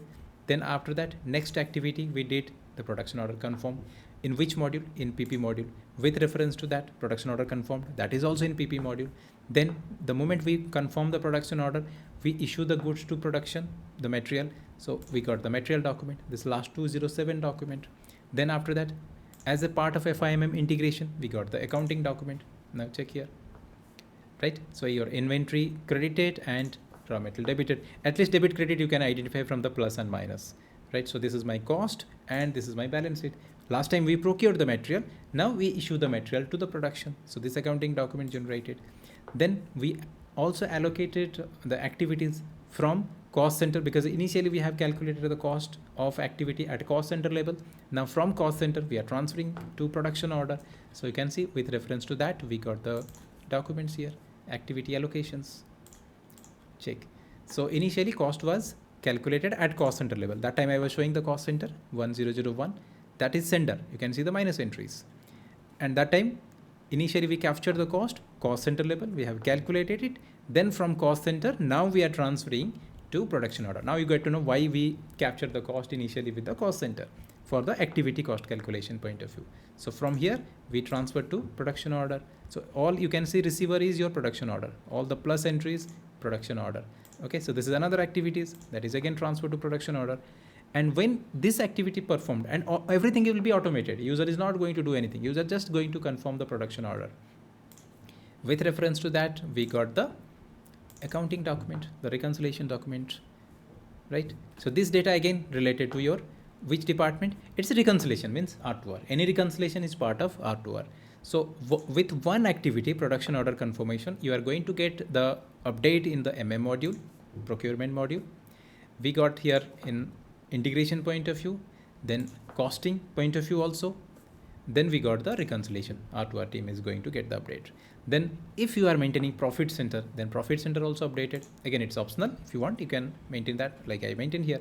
So profit center report also we are going to get. So this is how the ERP system should be designed, so that we are going to have all the solutions for the business, right? So this is our simultaneous cost. Then once simultaneous cost calculated, then next will be production receipt. So whatever we have manufactured, that we are going to receive back to warehouse. After that, your month-end activity is going to be started, because initially we have calculated plant cost, then we have calculated the actual cost, then end result should be variance. Either it will be WIP or variance. If you are going to complete the production order, then it will be WIP. If you are not going to complete the production order, then it will be WIP. If you are going to complete the production order, then it will be variance. Now in this production order, we have completed. So this one is 100% delivered. So that means in this case, variance will be there, and that variance also need to be reported in all areas. Let's see that variance first.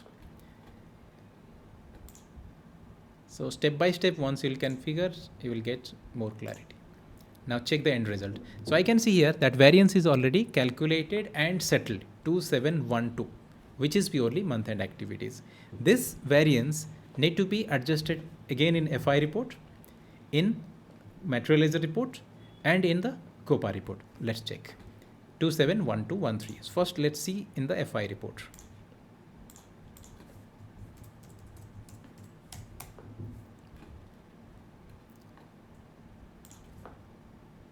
Last time I was showing the purchase price difference. This time it is production variance, because it will be transferred to P&L with reference to which production order?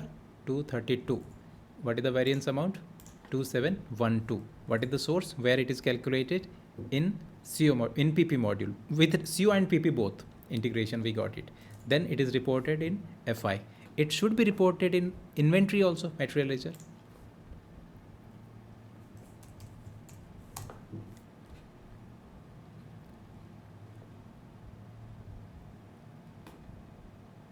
Check this amount, 271231.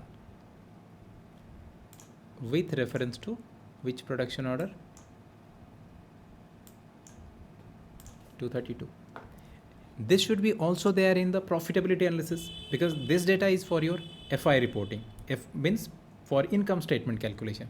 Also we are going to calculate the contribution margin too. For that purpose, it should be there in the COPA report also.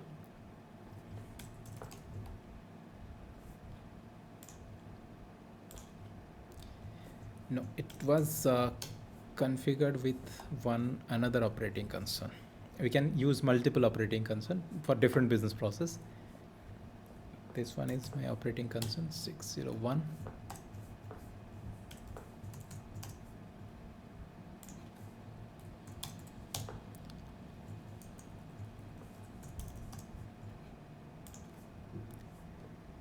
Okay, 2712. Check. 2712. So this is for internal profitability analysis. This is for material ledger. This is for your FI. So anything we are going to do, we have to identify what area we are going to, or what the informations we want. Unless we will not figure out the requirement, it's not possible to configure. And if your configuration is correct, the output will be the same. Okay. So with this, I have shown you this margin analysis at very high level you understood. So this is one of the important area. Then this one is important area. Okay, this product costing, this one actually it's a one segment, both your plant cost as well as actual cost. And material margin analysis or profitability analysis, whenever there will be any cost and revenue will be there, then margin analysis is going to update. For example, revenue generated. So it will be transferred to your profitability analysis. It will be transferred to FI. It will be transferred to your CO also. Okay, so comparatively, now let me show you something from the asset accounting. This is also one of the important area from the FI point of view. Now let me create one asset master for you, and let's procure it from the logistic point of view. Okay, before I will proceed, any question? Okay, and if the product is not completed, then in that case you are going to get the WIP. Like for example, this one is completed, so here it's settled. But let's take another example. I will take another production order.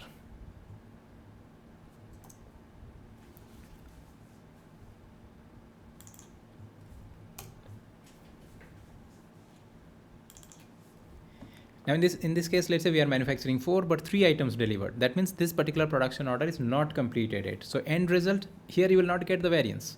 In this case, both items will be there. Finished stock will be there, plus something is there in the still in the subfloor. So that is your work in process. That also need to be evaluated.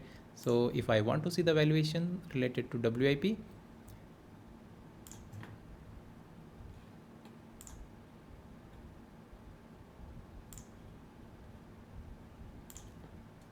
this item, that means it's not completed. So this next month we are going to complete, because production is not going to as per your calendar. So something, if it is not completed, then FG is not 100%. The previous example, 100% completed. But in this case, as something is pending, so that need to be evaluated as WIP.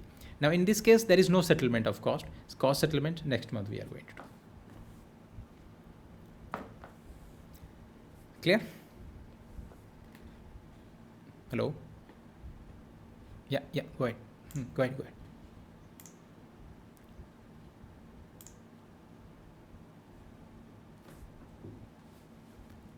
Plant cost, when you are calculating plant cost, let's say we are using April to March reporting. So this plant cost we are calculating in advance. That means in March you are calculating. So in March means 2024 financial year not started. Are you getting my point? In advance, you are going to calculate this cost. So on the basis of your historical data, on 2023 data, you are going to calculate the plant cost. So there is no scope of accounting document. So we have touched this one, then we have touched this one, then coming to, this is also, this bank is important one, particularly this one, bank reconciliation. It's not difficult, actually it's a lengthy process. So we have to prepare some bank statement and we will upload it. So this one is connected with your receivable and payable. Receivable payable, not P2P.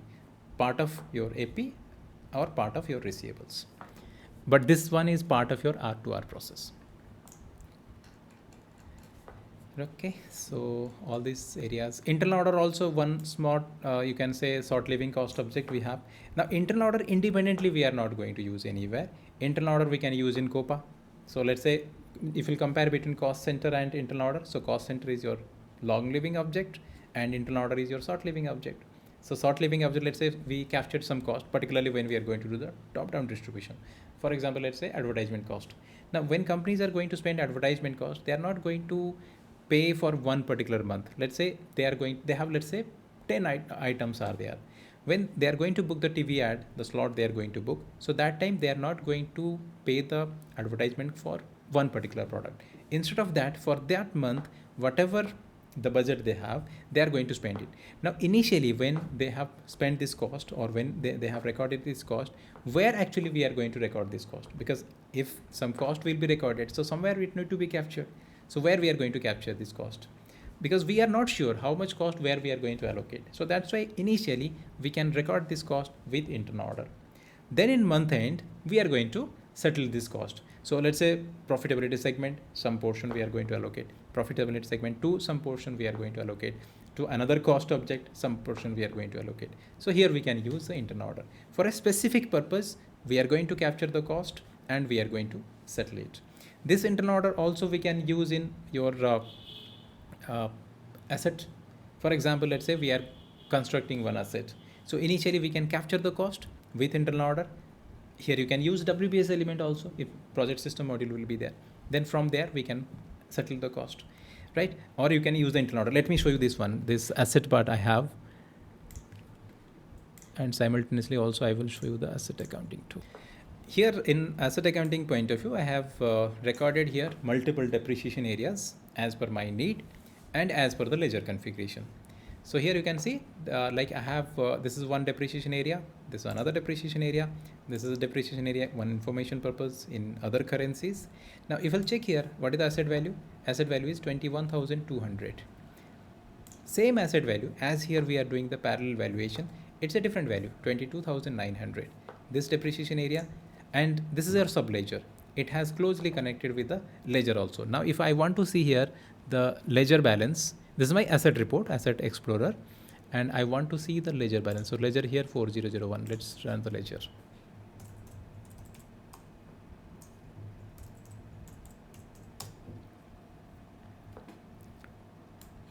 (4001).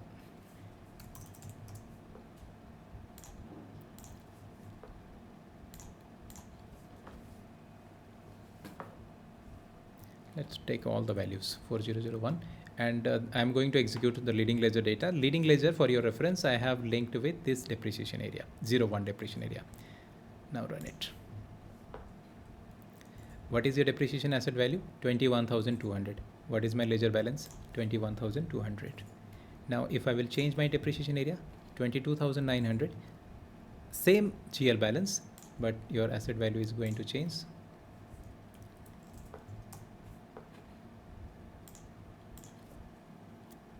$22,900.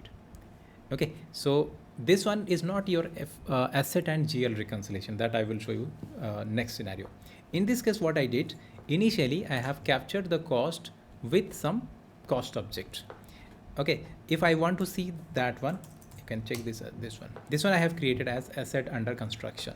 Now in this asset under construction, right now, no, not this one, asset under construction. AUC, yeah, this one. Now no value is there in my AUC because all my cost I already transferred to my asset number, that utility building was there, right? So here, what is the value? Right now it's showing 0. And what is the GL account balance here? It's showing 4002.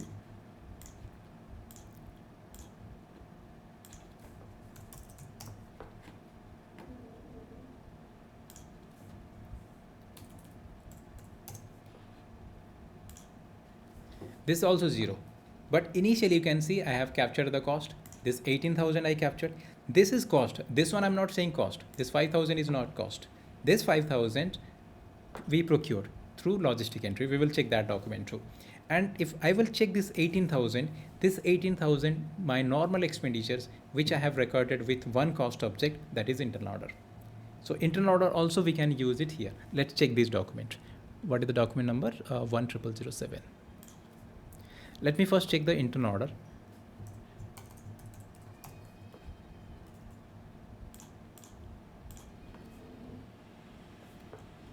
And asset need to be completed before cost calculation because depreciation also part of your cost of production calculation. Internal order related to, yeah, this one might be.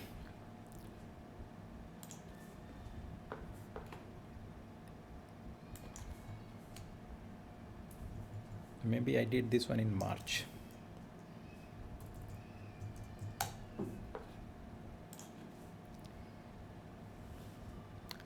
Okay, so initially I captured this cost. It is in USD. All this cost I have captured.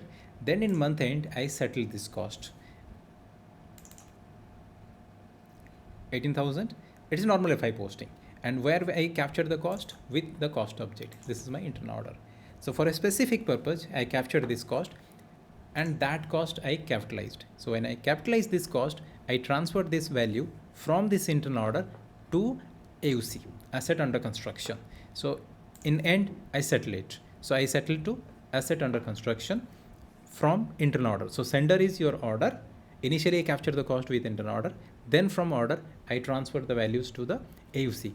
Everything I have not transferred to the final assets because at this moment, I just capitalized 100%. So 18,000 was recorded as cost, 18,000 I have captured. Then in month end, I mean, month end, year end, whatever you can say, it's year end activity basically. So in year end, I transferred the value from this AUC to that asset.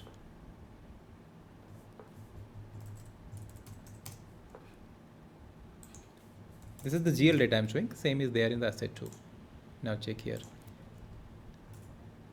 So initially we capitalized the cost. When I capitalized 16th March, then in year end, I capitalized that cost because it's a year end activities. And for me, 31st March is the year end activity. I mean, 31st March is my year end, April to March I'm following.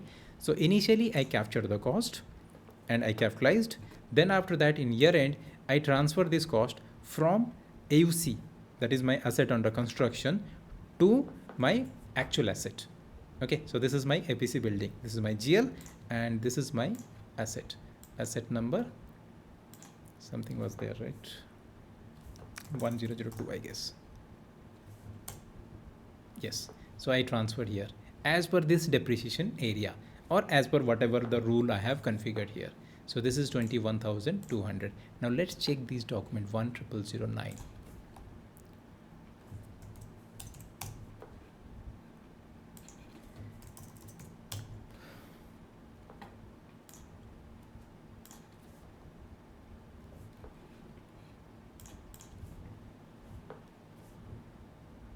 Now check here.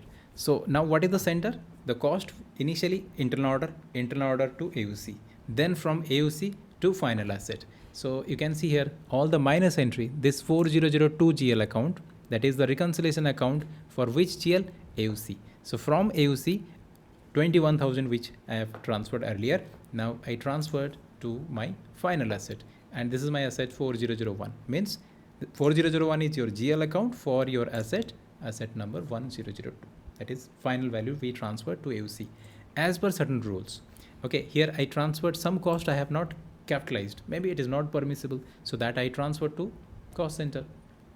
I don't know what is the business logic that time I explained from on that basis, because this is just simply you can say it is not permissible. So that's why this cost we have not capitalized, but initially we capitalized, so that's why I transferred here. Similarly, if I will change, this is as per this accounting principle. If I will change my accounting principle, here a different rule is applicable. So from AUC, I transfer the value to building. Okay, so here how much cost I transferred? 4001, 22,900. But something is not permissible. So whatever, like freight cost is not permissible. So that I have not capitalized here. So as per different accounting principle, how we want, we can also treat our asset. Asset accounting, again, lot of changes are there, and it is very, very important area, asset accounting. So in asset accounting, we will see all type of procurements, internal asset acquisition. Right now what I was showing, that is your internal asset acquisition. Similarly, external asset acquisition also will be there. Let me show you some documents related to external asset acquisition.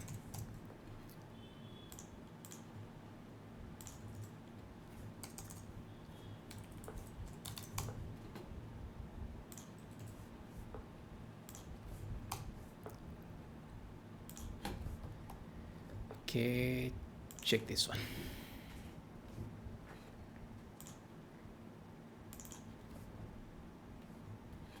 No, this is settlement, maybe this one.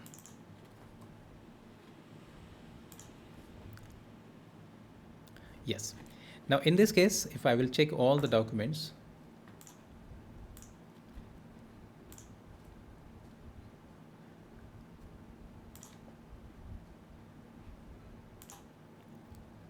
I created purchase order because through logistic I procured this asset, created purchase order. Then after that I process one non-valuated GR. Today what I have shown to you, that is valuated GR. So GR accounting document you have checked. But in this case, GR was processed, but with reference to GR, there is no accounting document because non-valuated GR was processed. Then after that, this is my material document generated. So with this material document, if you'll check, you will not find any accounting document.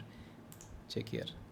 Do we have any FI document? No, we don't have. It's non-GR, non-valuated GR, right? Then after that, I posted the invoice in logistic, and with reference to that, we got the accounting document. This is my operation document, and with reference to that, we got the asset document. Reconciliation between GL and asset fully automated. So asset accounting also very, very important one. So this is how I hope you got some idea at very high level how we are going to proceed. So once we configure each business process, after that we are going to start with the migration part. The second part is migration.